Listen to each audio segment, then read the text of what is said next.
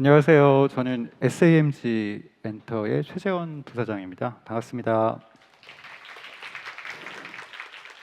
보통 이런 행사를 하면 마지막 세션이 제일 마의 구간이라서 대부분 이제 자리를 다 떠나시고 남아 있는 분들이 많이 없으신데 그래도 생각보다 많은 분들이 여기 앉아 계셔서 제가 되게 마음이 좋고 또 열심히 끝까지 들으시는 분들이 그러니까 진성 덕후들만 지금 남아 계신 거잖아요. 더 열심히 기대에 부응할 수 있도록 열심히 강연을 하도록 하겠습니다. 일단은 혹시 여기서 자녀가 있으신 분들이 얼마나 되실까요? 네. 역시 생각보다 많지 않으시네요. 네.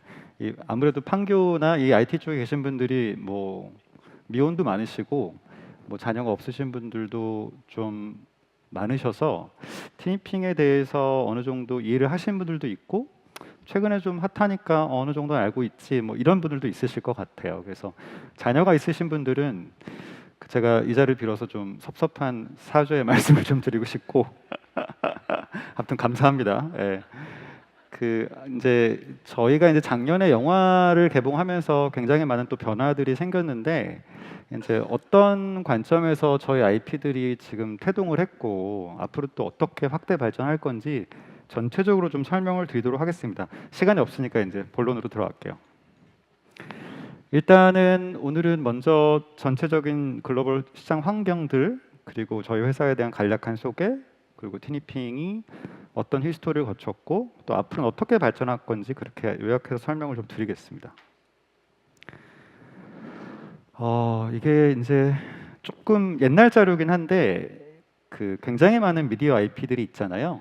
뭐 영화나 게임이나 드라마나 돈을 많이 벌고 있는 롱런 IP들이 있는데 뭐 여러 가지 관련 조사들을 보면 이 탑 10 안에 들어가는 대부분의 IP들이 대부분 캐릭터나 게임이나 애니메이션, 게임이 아니에요. 애니메이션, 만화, 약간 그쪽이 많다는 결과들이 많이 올라오고 있어요. 대표적인 게 이제 포켓몬이랑 이제 헬로키티인데 딱 보셔도 뭐 미키마우스도 그렇고 뭐 앙팡맨도 그렇고 뭐 디즈니 프린세스도 그렇고 약간 애니메이션이나 캐릭터 IP들이 굉장히 많은 돈들을 벌고 있는 게 사실이고요. 우리가 익히 아는 영화나 드라마보다 훨씬 더 많은 부가가치들을 창출하고 있고 대부분의 IP들이 일본이나 미국 IP인 걸로 확인이 되고 있습니다. 또 재밌는 점은 저 그래프에서 노란색 포션이 제품 매출, 그러니까 MD 매출이에요. 그러니까 실질적으로 우리는 많은 영상이나 뭐 게임이나 약간 미디어 컨텐츠를 많이 보고 있지만 실질적으로 이익을 만들고 제품의 매출을 견인하는 분야는 제품 쪽이 많습니다. 실제로는 스타워즈만 보시더라도 우리는 영화 IP로 알고 있지만 제품 매출이 훨씬 더 많고요. 포켓몬도 원래 게임에서 출발했지만 돈은 제품이나 카드, 뭐 TCG 카드 이런 데서 많이 벌고 있죠. 이런 것들을 보면 캐릭터 시장이 이제 어떤 식으로 나아갈지가 좀 보이고요. 캐릭터 사업의 부가가치가 얼마나 큰지도 저희가 알 수 있겠죠. 자, 근데 이제 뭐 여러 가지 흐름들이 이제 K 콘텐츠의 기회가 있다라고들 얘기는 하는데 지금 위기이기도 하고 기회이기도 한 것 같습니다. 일단은 저희 관점에서 보기에는 일본이나 미국 회사들이 많이 올드해졌고 왜 일본 IP들이 아직도 전 세계를 지배하고 있긴 하나 뭐 그런 얘기 많이 하잖아요. 뭐 사골게리온이다 뭐 이런 얘기들 40년 50년이 이제 많이 넘어갔기 때문에 그나마 저희 우리나라의 어떤 IP들이 기회가 있다고 보고 있고 지금 한국의 컨텐츠 시장을 리드하고 있는 대부분의 뭐 게임 회사든 뭐 드라마 회사든 K-팝 회사든 이런 회사들이 미국이나 일본의 IP의 제작 문법을 잘 이해하고 있고 또 K스러운 차별화 포인트를 굉장히 높은 퀄리티로 잘 녹여내고 있기 때문에 음악 시장에서도 그렇고 컨텐츠 시장에서 굉장히 좋은 반응을 얻고 있다라고 저희는 생각을 합니다. 자, 그러면 이런 시장의 흐름이 이런 애니메이션이나 캐릭터에도 과연 반영이 될 것이냐라고 봤을 때 저는 반영이 될 수 있다라고 보는 입장이에요. 그게 이제 K-팝이랑 저희 시장을 조금 그러니까 동떨어진 시장처럼 보이지만 굳이 꿰어 맞춰 보자면 K-팝이 어떻게 흥했고 지금 어떻게 글로벌하게 뻗어나가는지 너무나 다 잘 알고 계시잖아요. 그 비슷한 유사한 흐름들이 애니메이션이나 캐릭터 시장에서도 진행이 되고 있습니다. 실제로. 근데 한 가지 문제는 뭐냐면 시장 확대가 좀 느려요.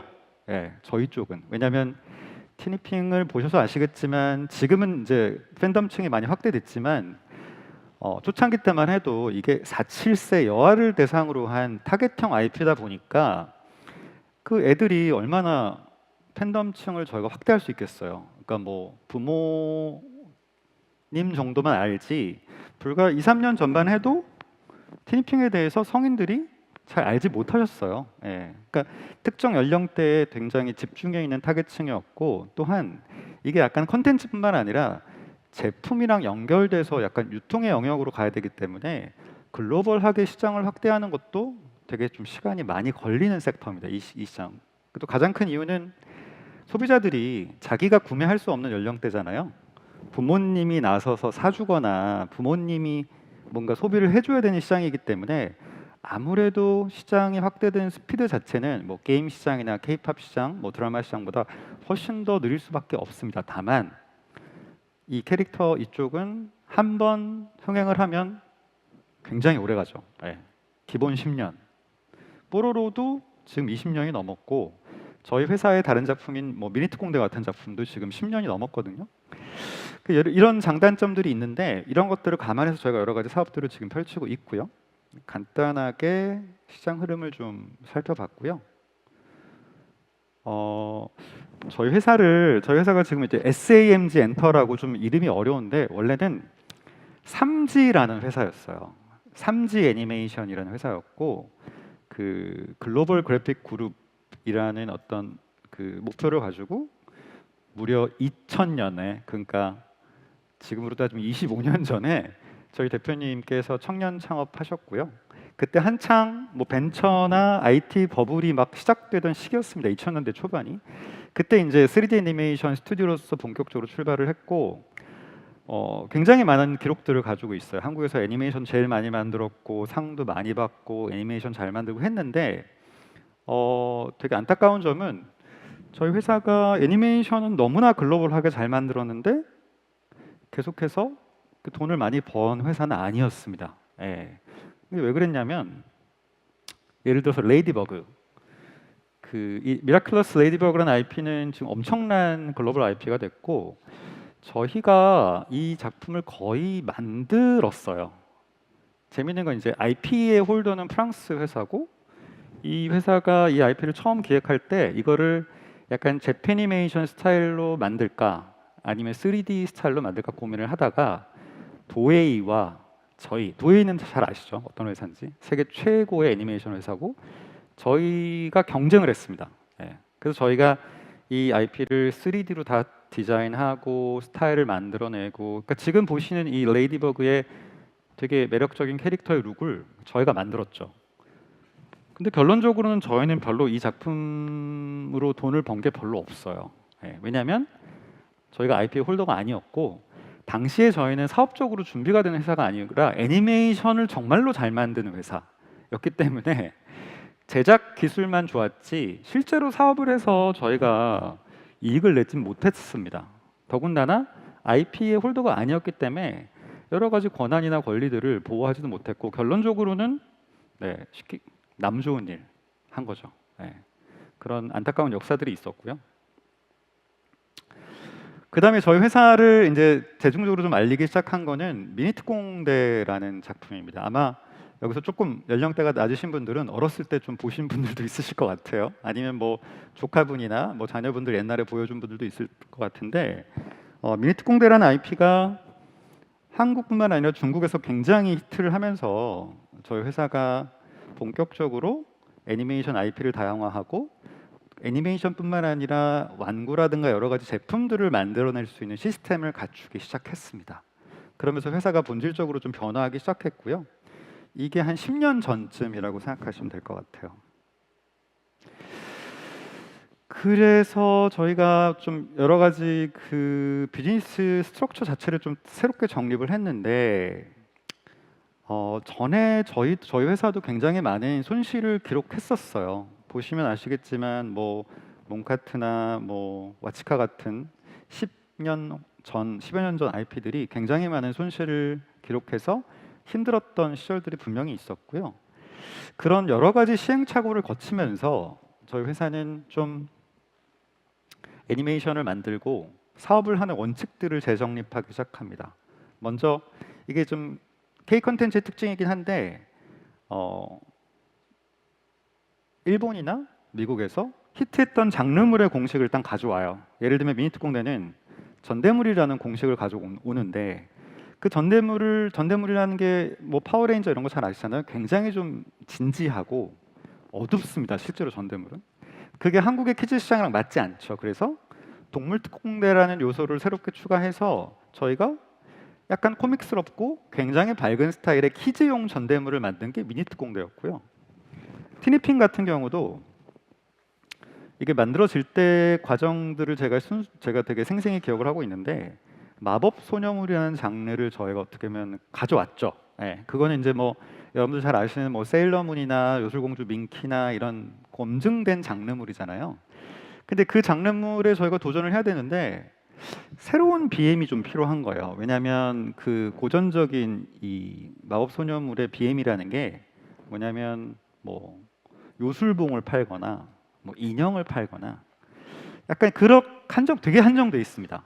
근데 그 저희가 이제 기획하는 시점 자체가 벌써 한 8, 9년 전인데 그때부터 약간 트렌드가 여아물에서 약간 공주, 뭐 요술봉 이런 것들이 되게 약간 진부하고 또 젊은 엄마들 차원에서는 아 너무 이렇게 약간 백마탄 왕장님 기다리는 공주는 원치 않아. 약간 이런 또 흐름들도 있었고 그래서 뭔가 좀 이런 새로운 사회 트렌드에 맞춰서 새로운 형태의 마법 소녀물을 만들 수 없을까 고민을 하다가 저희가 뭐 포켓몬스터나 코코밍 같은 약간 다양한 몬스터나 요정들이 나오고 그것들을 수집하는 형태의 비즈니스 모델을 결합해 보자. 새로운 시도를 한 거죠. 근데 이런 새로운 시도들이 재미난 점은 기존의 일본 회사들이 하긴 좀 어려워요.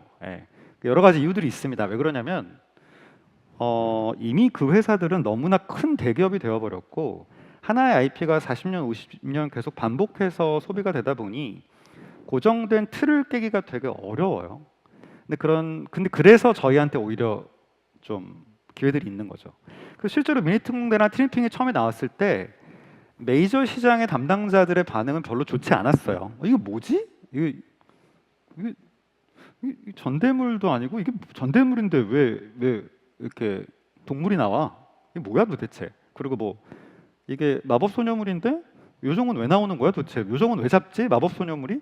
약간 그런 고정관념에 갇힌 그런 일본이나 미국에 있는 담당자들의 반응은 아직도 있습니다. 하지만 소비자들은 다르죠. 소비자들은 더 재밌고 더 신선한 걸 항상 원하거든요. 그리고 그런 것들을 선입관 없이 가장 잘 받아들이는 시장이 어디냐면 한국이에요. 한국 소비자들이 굉장히 현명하고 똑똑한고요. 그 다음으로 그런 것 편견 없이 받아들이는 시장이 어디냐면 중국입니다. 중국. 레거시가 없어요. 중국 소비자들은 전혀 선입관이 없기 때문에 그런 것들을 편견 없이 받아들일 수 있죠. 그리고 이제 뭐 몇 가지 더 원칙들이 있지만 아이들이 좋아할 만한 디자인, 컬러 그리고 되게 이 포인트가 되게 중요한데 제품들을 솔직히 한국 시장만 놓고 봤을 때는 시장 규모가 되게 줄어들고 있어요. 왜냐하면 잘 아시겠지만 출산율 자체가 지금 뭐 20만 명이 되네 마네 이런 시장이잖아요. 불과 10여 년 전에 40만, 50만이었는데 지금은 인구수로 따지면 절반으로 줄어든 시장이기 때문에 저희는 매출을 올려야 되는데 시장 규모가 줄어서 방법은 하나밖에 없어요. 뭐냐면 한 명이 많이 사게 한다. 그래서 죄송합니다. 그래서 네, 굉장히 죄송합니다. 그 수집형 피규어나 로봇도 최근에 저희가 나오는 메탈 카드봇이나 이런 거 보시면 다 수집 컬렉터블이에요. 이렇게 변화할 수밖에 없고 뭐 게임 회사 계시니까 너무 잘 아시잖아요. 예, 콜렉팅이 얼마나 중요하고 과금하는데 유리한지에 대해서는 뭐 본질적으로 게임 BM이나 저희의 BM이 크게 다르지 않은 거죠. 예. 그나마 저희가 좀 더 뭐랄까 유해하지 않은 네 죄송합니다. 아무튼 그래서 그런 전략들이 철저하게 반영되어서 나온 겁니다. 티니핑은. 그러니까 절대로 실패하지 않을 작품이 나온 거고 그 뒷단에는 20년 동안 축적해놓은 저희 회사의 그 뭐랄까요 애니메이션 제작 역량? 일단 저희는 제품 회사 이전에 애니메이션 스튜디오이기 때문에 저희 회사에 있는 스튜디오에서 높은 퀄리티의 애니메이션을 만들어주고 그 뒷단에 이런 BM들이 붙었기 때문에 어떤 지금의 성과들이 미약하나마 있다고 생각이 들고요. 이렇게 저희가 IP의 어떤 그 기획 방향성이 명확하게 재정립된 이후부터는 저희 타율이 되게 좋아졌죠. 예. 전에 이제 BP 달성할 때 막 5년, 2년씩 걸렸는데 지금은 뭐 IP 나오면 바로 리쿱되고 약간 그런 형태. 왜냐하면 게임 업계에 계셔서 잘 모르시겠지만 애니메이션 업계는 BP 넘는 작품이 별로 없어요. 예. 그런 시장입니다. 시장 자체가. 그리고 최근에 나온 저희 뭐 메탈 카드복 같은 IP도 시작하자마자 한국이랑 중국에서 굉장히 좋은 반응을 얻고 있어요. 그 남자분들 왜 그 저기 뭐죠 트랜스포머 이런 거 좋아하시잖아요. 메탈 카드복 한번 검색해서 보시면 아이들 애니메이션이라고 볼 수 없을 정도의 퀄리티가 나옵니다. 예, 그냥 트랜스포머랑 똑같아요. 한번 보시면 좋으실 것 같고 아무튼 이래서 저희가 명확한 IP 계획 방향성이 잡힌 이후에는 회사가 잘 굴러가기 시작했다라고 말씀드릴 수 있고요. 자 이제 티니핑이 그러면 이제 어떤 흐름으로 지금 계속해서 시장과 소통하고 있는지 좀 설명을 드릴게요. 여기는 좀 티니핑에 대해서 잘 아시는 분들도 있고 모르시는 분들도 있으니까 좀 이렇게 디테일하게 좀 설명을 드리겠습니다. 일단은 캐치 티니핑은 TV 시리즈예요. 그 만화 영화 잘 안 보시잖아요. 자녀 있으신 분들 아니시면 11분짜리 26개가 한 시리즈고요. 여태까지 시즌 5가 나왔으니까 뭐 대충 계산해도 100개가 넘는 에피소드들이 있죠. 그리고 저희가 그 대충은 아시겠지만 애니메이션 에피소드 하나에 새로운 핑들이 하나씩 나오잖아요. 그쵸? 꼭 나와야 되죠. 계속 잡아야 되니까. 그래서 이제 그 여태까지 나온 핑들이 이제 100여 마리가 넘죠. 뭐 대충 120마리? 아 저도 잘 모르겠어요. 이제는 누가 누군지도 잘 모르겠고 너무 많이 나오다 보니까. 근데 뭐 포켓몬스터든 뭐 지금 3,000마리 있는데 뭐 그러니까 저희가 가야 할 길이 아직 멀죠. 예. 그 보시면 미세한 차이들이 있으실 거예요. 보면 시즌 1에 나온 티니핑과 시즌 5에 있는 티니핑 다 다르잖아요. 저희가 시즌별로 좀 컨셉이 있어요. 그래서 뭐 이게 약간 디저트 컨셉의 시즌도 있고 별자리 컨셉도 있고 뭐 열쇠 뭐 이런 형태도 있고 그래서 시즌별로 컨셉이 있고 매 시즌마다 중심이 되는 테마 스토리들이 있습니다. 근데 이게 아이들 사이에서는 런칭하자마자 굉장히 좀 이슈였고 다만 그 연령대가 4, 7세에 한정돼 있다 보니 어른들은 전혀 모르는 세상이었어요. 네. 이렇게 즐거운 맛집이 있는데 애들만 열심히 먹고 있었죠.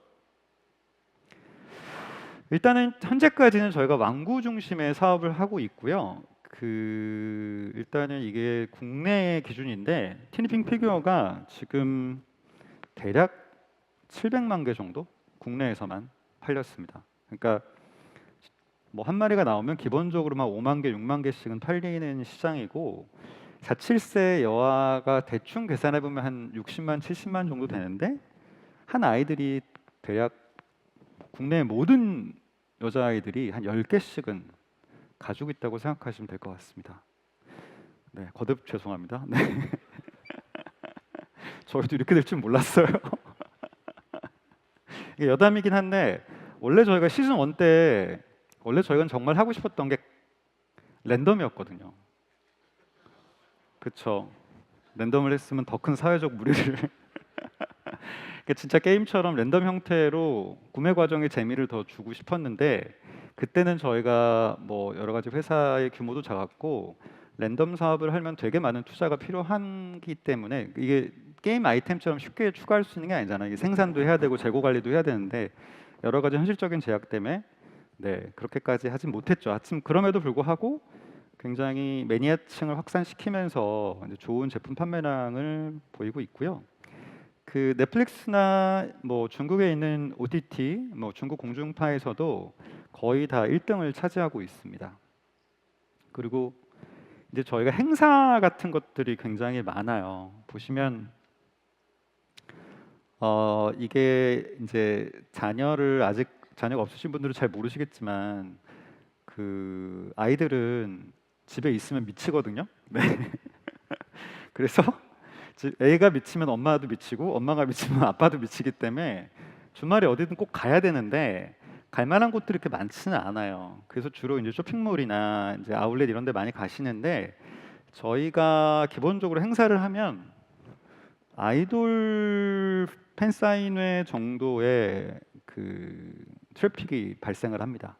근데 이제 저희가 되게 좋은 점은 뭐냐면 저희 회사는 별로 도움이 안 되는데 유통사 입장에서는 키즈 쪽은 1+2예요. 그러니까 한 명이 움직이지 않고 최소 셋에서 넷이 움직이잖아요. 저희 집은 4명 움직여요. 할머니까지 있어서. 그러니까 이제 4명이 가면 기본적으로 팝업이 있으니까 뭐 물건도 하나 사야 되고 애들은 배고프잖아요. 밥 먹어야 돼요. 예. 4인 가족이 쇼핑몰에서 밥 먹으면 기본적으로 10만 원 이상 나오죠.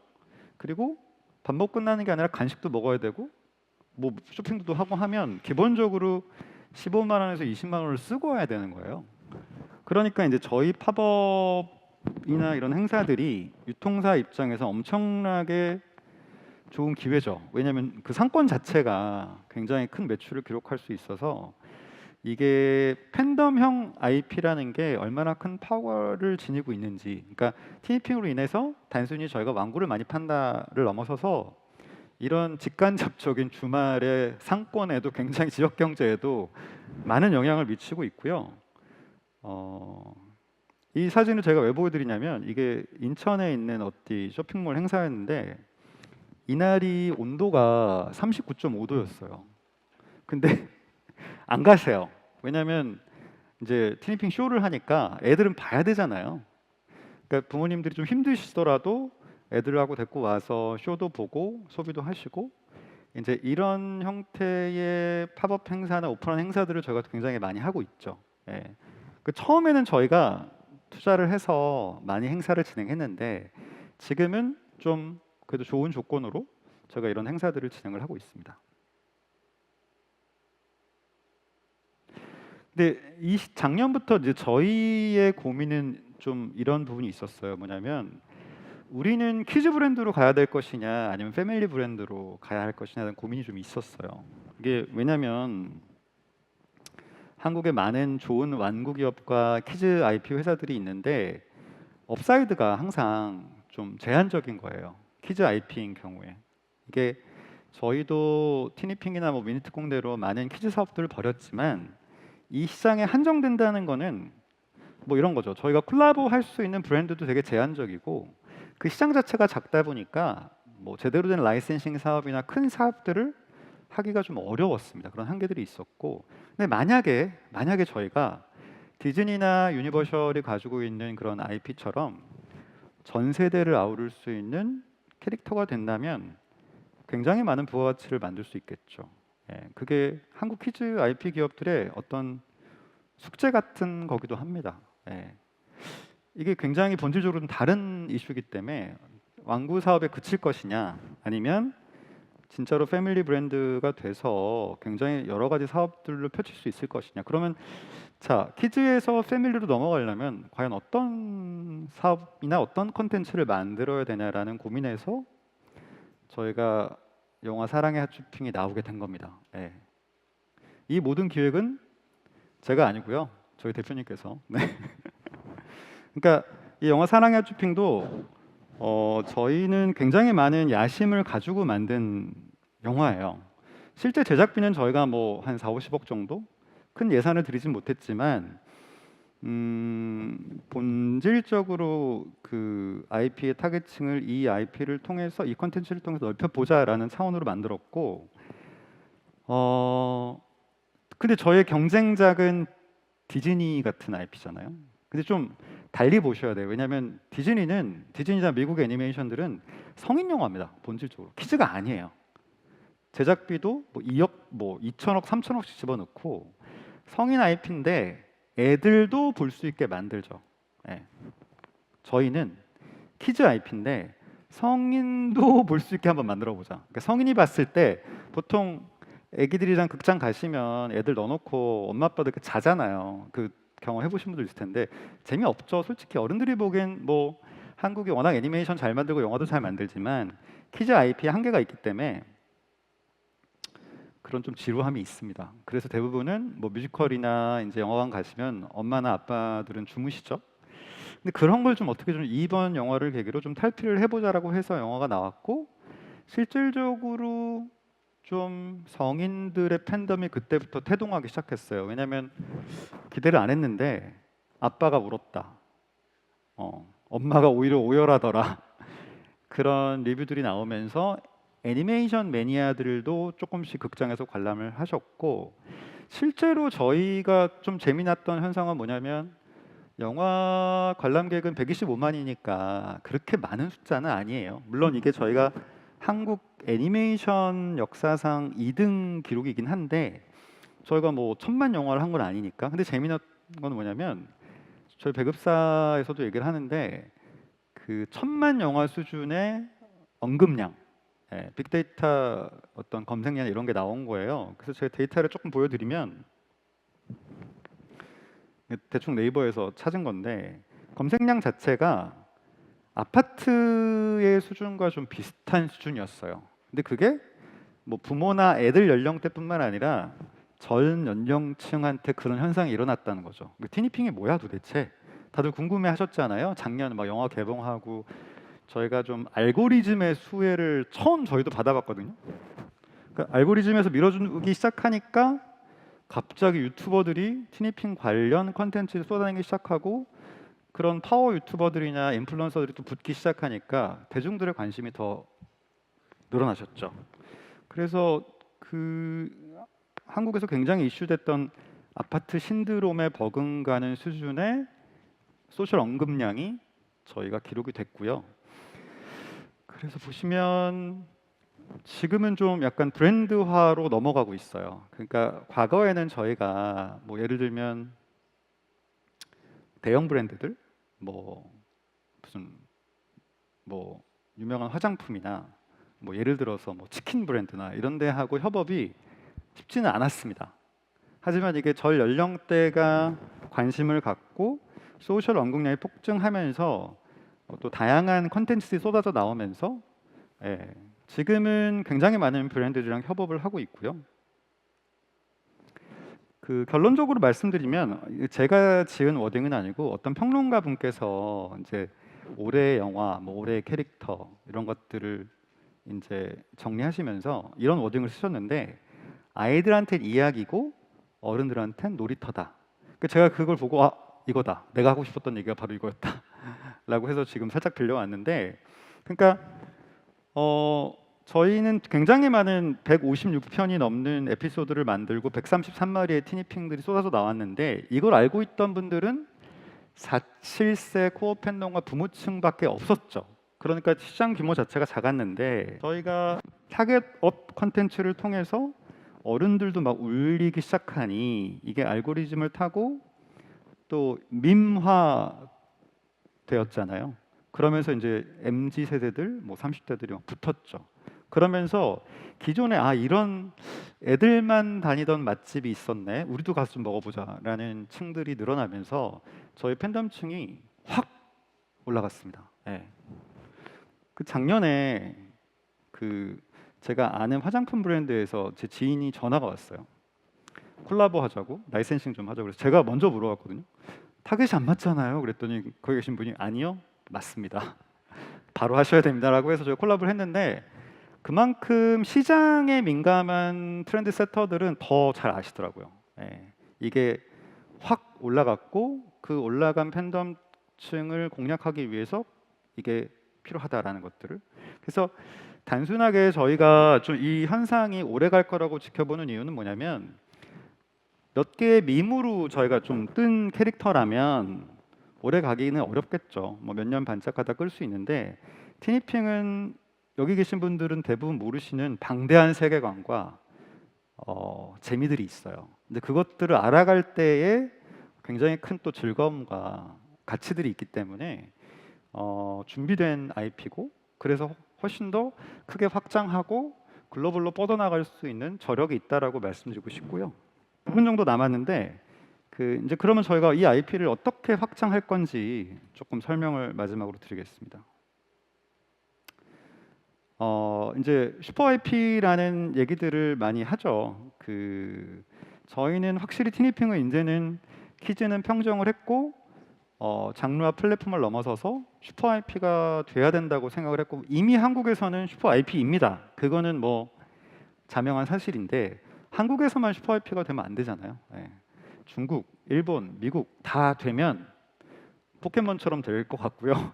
근데 그거는 굉장히 시간이 많이 걸리는 일인데 그런 목표와 비전을 가지고 저희도 사업을 하고 있고 그런 측면에서 저희가 크게 4가지 정도 좀 고민들이 있어요. 그래서 어떻게 하면 타겟을 더 올릴 건지 확장을 시킬 건지, 두 번째는 큰 브랜드와의 콜라보를 또 지속해야 되고, 세 번째는 K-팝이 되게 현재 입장에 되게 중요한. 네. 어제도 저희가 뭐 에스파랑 콜라보 한다는 거 발표를 했었는데, 그리고 이제 네 번째는 완구를 넘어서 굿즈 영역으로 좀 올라가야 되는 그런 이슈들이 좀 있습니다. 저희 티니핑이 과거와는 달리 저희 이제 인스타그램이나 이런 쇼폼 계정에 들어가 보시면 굉장히 좀 이런 뭐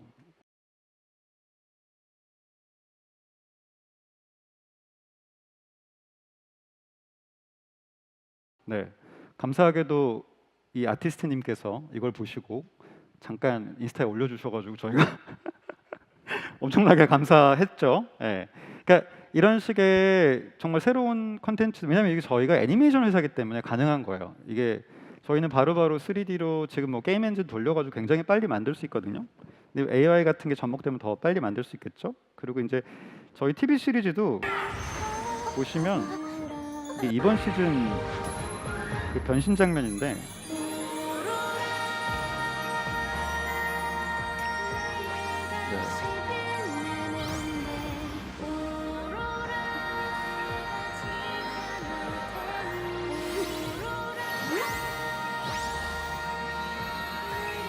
그 아동 애니메이션에서 볼 수 없는 퀄리티로 저희가 제가 이거 유튜브로 보고 생방 보고 저희 대표님한테 지금 제작비를 얼마를 쓰신 거예요 도대체? 제가 좀 항의성 뭐 그렇게 많이 항의한 건 아니었고요.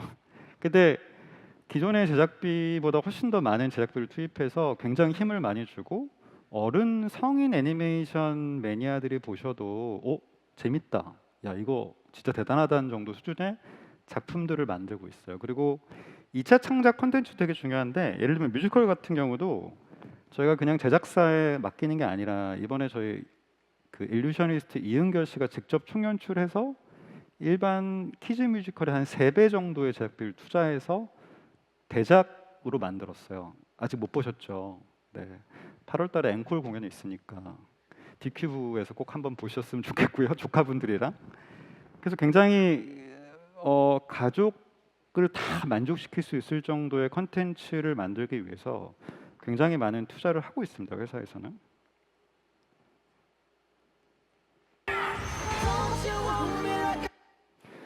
그리고 이제 지금 막 돌아가는 영상은 뭐냐면 기아 타이거즈 저희 콜라보 할 때 그 광주 그 스테디움 챔피언스 필드를 2바퀴를 돌았어요 저희가. 그러니까 공식 굿즈를 구매하시려고 굉장히 많은 분들이 방문해 주셔서 그 위력을 저희도 체감을 했고, 저희가 이제 콜라보 대상이 뭐 이런 뭐 게임 회사들, 그리고 제가 듣기로는 이 쿠키런도 저희 콜라보 이후에 뭐 방문객이나 뭐 MAU가 굉장히 폭발적으로 급증한 걸로 알고 있고요. 그리고 뭐 올리브영에서 이런 팝업들 화장품 매출도 굉장히 큰 폭으로 올랐고, 또 저희가 현대자동차랑 단편 애니메이션을 만들었어요. 유튜브에 있습니다. 한번 보세요. 왜냐하면 이 단편 애니메이션이 어른들이 봐도 재밌을 정도 수준, 거의 극장판의 퀄리티로 만들었고, 아이오닉 자동차 회사들도 고민은 뭐냐면 이게 약간 가족형으로 다가가야 되는데 이게 자동차 회사가 주는 이미지 자체가 좀 딱딱하잖아요. 그리고 애들을 유인할 만한 이게 뭔가 후킹할 만한 요소가 없는데, 저희하고 콜라보 이후에 실제로 그 현대 그 고양시에 모터 스튜디오가 있어요. 거기서 전시를 저희가 5월, 6월 했는데 기록적인 인파가 모여서 그 굉장히 현대 측도 한박 웃음을 지으셨고, 그리고 그 단편 애니메이션도 그 자연스럽게 아이오닉이 잘 노출되면서 굉장히 훌륭한 마케팅 성공 사례로 지금 평가를 받고 있습니다. 그래서 이렇게 저희가 빅 브랜드, 글로벌 브랜드랑 굉장히 많은 콜라보를 하면서 작년하고는 또 달리 올해는 IP의 가치가 더 올라가고 있죠. 네. 아마 저희 회사의 가치보다 이 IP의 가치가 더 높을 걸로 저는 생각이 되고요. 또 중요한 거는 이제 K-팝인데, 이제 작년부터 저희가 K-팝 회사들한테 되게 많은 콜라보 제안을 받았습니다. 왜냐하면 K-팝 회사들도 이 초등, 유아 이쪽이 굉장히 또 공략해야 되는 포인트인데, 이쪽으로 어떻게 공략할지에 대한 구체적인 방법론이 그렇게 많이 있지는 않습니다. 저희는 전략적으로 일단은 지금은 SM이랑 뭐 하투아라는 신인 아티스트, 그리고 에스파라는 워낙 지금 뭐 또 잘 나가신 아티스트 분들하고 운 좋게 콜라보를 하게 돼서 관련한 굿즈라든가 피규어 같은 것들을 같이 출시를 하기로 했고요. 이런 것들이 또 저희 입장에서는 팬덤을 높이고 범아시아 글로벌로 확장하는 데 굉장히 큰 도움이 되는 게 사실입니다. 네. 그리고 양사가 굉장히 좀 결이 다른 회사라서 양사의 장점들을 좀 발휘해서 성공적인 결과물들을 지금 내놓기 위해서 굉장히 노력을 하고 있고, 결과물들은 이제 곧 뭐 6월이잖아요. 지금 신곡들 나오고 하니까 6월 말 7월 정도에 되게 재밌는 컨텐츠라든가 또 뭐 제품들 같은 것들, 굿즈 같은 것들 보실 수 있을 거예요. 그리고 이제 마지막으로 굿즈 쪽인데, 한국에서는 최근에 이제 팜마트 같은 회사들이 굉장히 이슈가 되고 있죠. 주식하시는 분들 다 아시죠? 팜마트라는 회사가 지금 시총이 60조가 넘었습니다. 60조.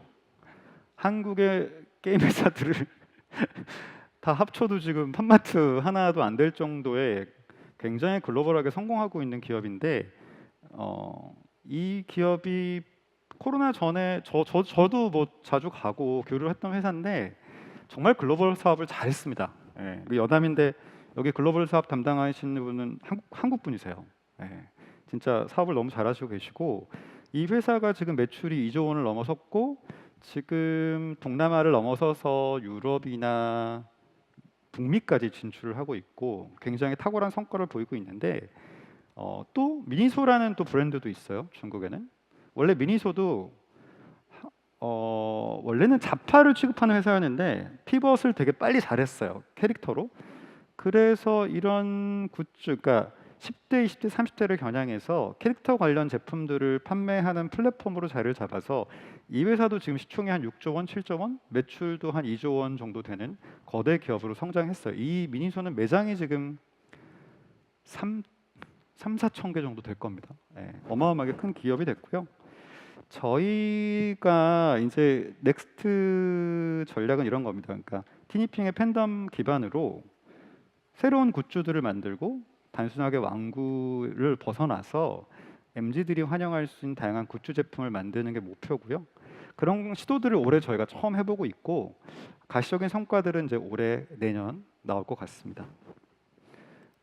마지막으로 저희가 이제 어떻게 진행하고 있는지 말씀을 좀 드렸고, 여기 계신 분들 대부분 게임 회사 분이니까 저희가 지금 되게 요원한 것들이 게임 쪽하고의 콜라보레이션은 지금 많이 하고 있는데 오리지널 게임을 많이 만들고 싶어요. 저희도 그 정도의 어느 팬덤이라든가 캐릭터 숫자가 충분하기 때문에 수집형 RPG라든가 뭐 포켓몬고 같은 형태의 게임이라든가 뭐 여러 가지 종류의 게임, 힐링 게임이라든가 캐주얼 게임이라든가 이런 사업 요소들이 되게 많이 있기 때문에 넥슨을 포함해서 이 방송을 보고 계신 많은 게임 회사 분들이 저희 회사에 연락을 주시면 좋겠고, 저희도 많이 찾아뵙고 같이 K 컨텐츠를 시장에 활성화하고 글로벌 사업을 할 수 있는 형태의 게임을 만들기 위해서 저희도 많이 노크를 할 테니까 업계에서도 많은 관심을 가져주셨으면 감사하겠습니다. 네, 이상으로 발표는 마치고요. 네.